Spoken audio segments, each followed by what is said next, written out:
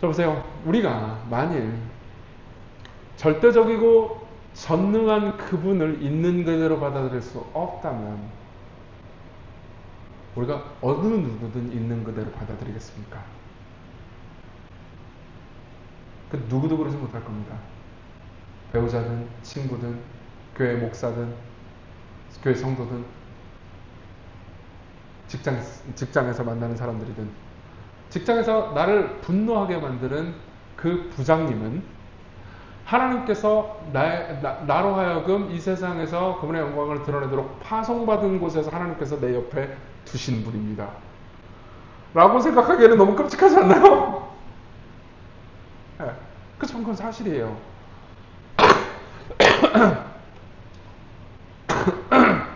그렇기 때문에 죄송합니다. 우리가 겸손하다면 하나님을 있는 그대로 받아들일 뿐만 아니라 하나님께서 주신 상황도 있는 그대로 받아들일 겁니다. 그리고 우리가 겸손하지 않다면요, 우리가 원하는 대로 하나님을 통제하려고 들고요, 그리고 하나님께서 주신 환경을 향해서 분노하거나 통제하려고 들겠죠.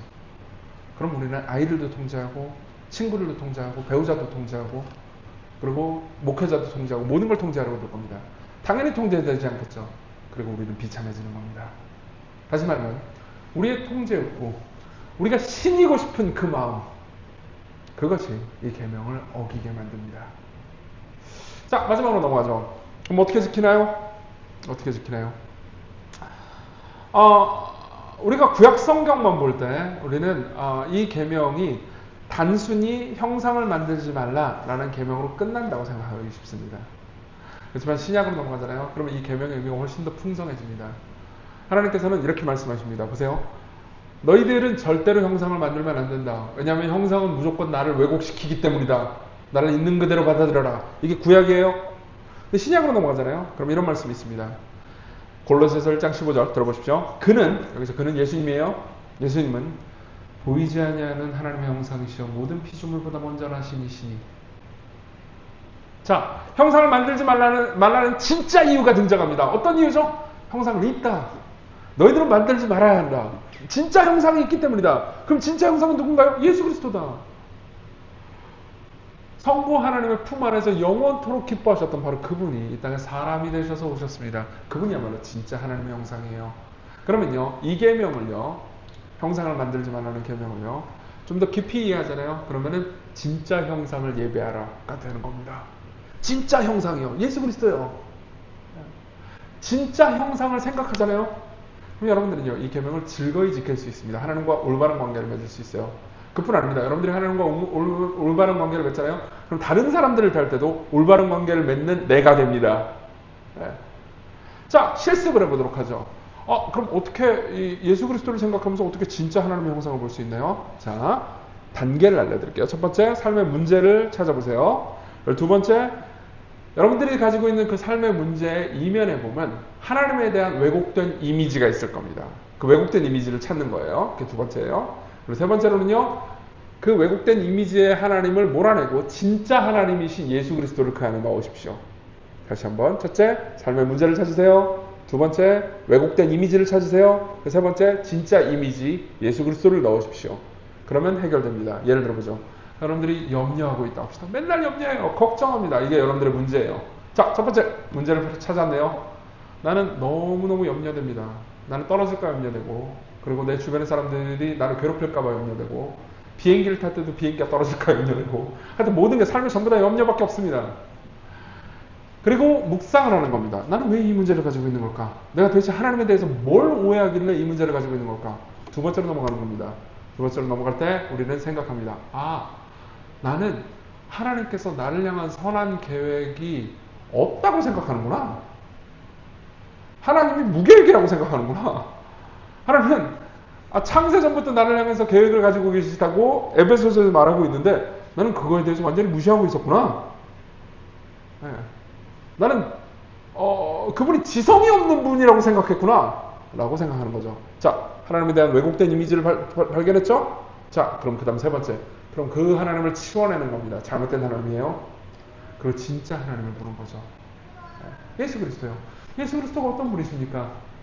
여러분들이 성경을 보잖아요. 그럼 제가 되게 좋아하는 구절 중에 사람들이 일반적으로 쓱 읽어버리지만 저한테는 되게 감동되는 구절 중에 하나가 이런 게 있습니다. 요한복음 4장 3절에 보면 이런 말씀이 있어요. 들어보십시오. 예수님께서 유대를 떠나서 다시 갈릴리로 가실새 사마리아를 통과하여야 하겠는지라. 이 말씀이 어떤 건지 아십니까? 예수께서 유대를 떠나서 저 위쪽에 북쪽에 있는 갈릴리로 가시는데 보통 사마리아 지방을 유대인들은 비껴서 갑니다. 근데 꼭 사마리아를 통과해서 가겠다고 계획을 세우신 거예요. 왜 그랬을까요? 요한복음 4장에 보면 나옵니다. 거기서 어떤 여자를 만납니다. 여자와 대화를 하십니다. 여자는 그 가운데서 구원을 얻습니다. 그리고 그분의 영광이 높아지죠. 왜 그분이 사마리아로 꼭 통과했어야 했습니까? 보통 유대인들은 그 모든 것들을 꺼렸는데 왜 예수님은 사마리아로 꼭 통과했어야 했을까요? 그 여자를 만나기 위해서요. 그분은 그 여자를 향한 계획이 있었습니다. 당연히 여러분들 향한 계획도 있을 겁니다. 그분은 무계획으로 움직이시는 분이 아닙니다. 우리가 삶에서 어려운 일과 고통스러운 일이 있을 수 있죠. 그렇죠?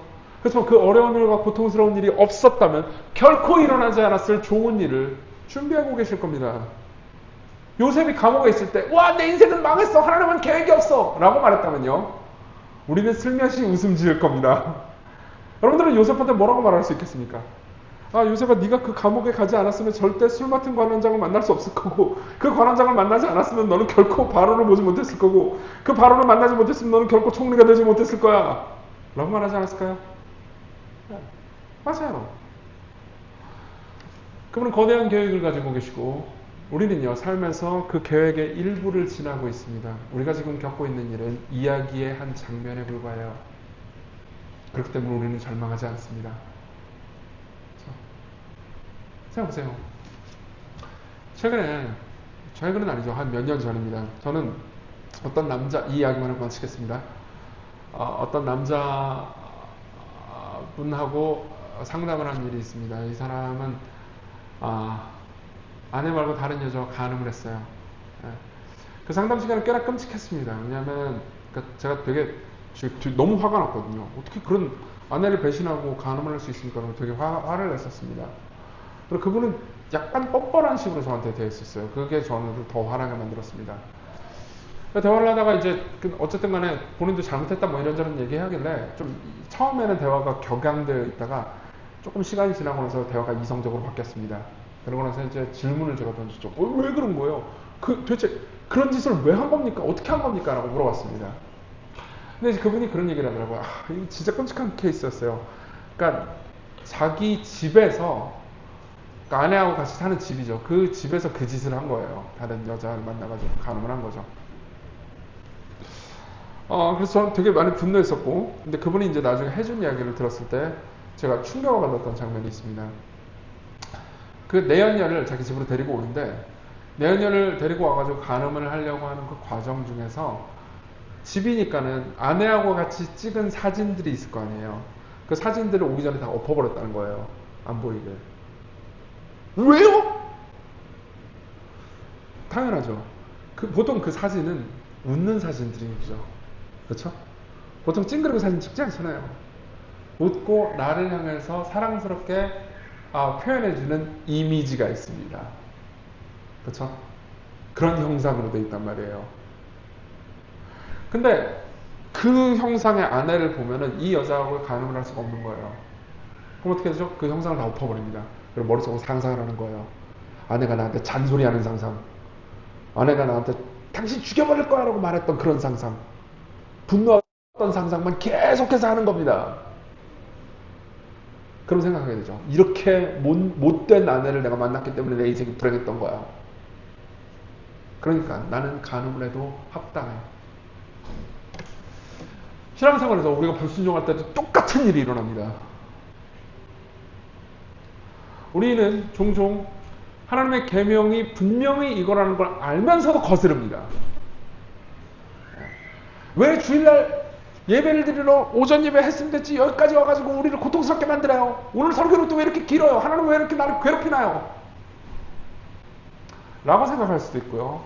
와, 주께서 이렇게 나한테 풍성한 말씀을 이렇게 길게 먹이시는구나. 이렇게 생각할 수도 있죠. 그럼 둘 중에 여러분들이 어떤 선택을 하는지 뭘로 결정되는 걸까요? 여러분들이 가지고 있는 하나님의 이미지에 따라 결정되어 있습니다. 여러분들 하나님은 어떻게 보십니까? 여러분들이 불순종할 때 보통 우리는요, 우리를 괴롭힌 하나님을 상상합니다. 아담과 하와가 처음에 불순종할 때도 마찬가지였어요.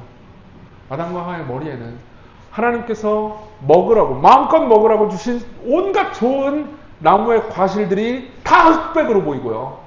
먹지 말라고 한 그 한 나무 있잖아요. 선악을 알게 하는 나무. 그것만 총천연색으로 보였습니다. 우리도 똑같습니다. 하나님께서 우리에게 베푸신 모든 좋은 것들, 이 좋은 교회, 좋은 목회자, 여러분들의 친구, 여러분들의 가족, 우리가 나가면 누리는 공기, 오늘 날씨도 좋잖아요. 오늘 점심 얼마나 맛있었습니까? 게다가 수박이랑 복숭아까지. 할렐루야. 이런 건 아멘 하셔도 됩니다. 아이스크림까지.